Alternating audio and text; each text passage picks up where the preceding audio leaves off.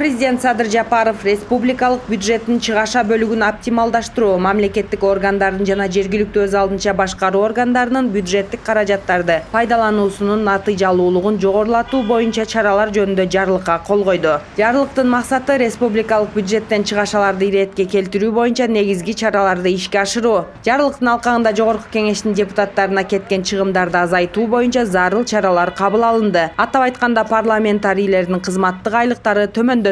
Ошентип Жогорку Кеңештин төрагасынын кызматтык айлыгы 30 000 сом, вице-спикерлер 27 000 сом, парламенттик фракциялардын лидерлерине жана комитеттердин төрагаларына 26 000 сом, депутаттарга 25 000 сом боло турган болду. Бюджеттик каражаттарды үнөмдөө саясаты бардык мамлекеттик органдар үчүн милдеттүү болгон нормативдик мүнөзгө ээ болду. Жарлыкта республикалык бюджеттен чыгашаларды тартипке келтирүү боюнча негизги чараларды ишке ашыруу каралган. Маселен, буга чейин Жогорку Кеңештин депутаттарына турак жай үчүн компенсация төлөнүп келген. Бул жарлык менен компенсациялар жана кызматтык унаалар алынып салынды. Ал эми колдо бар кызматтык батирлер турак жайы жок парламент депутаттарына бөлүштүрүлөт.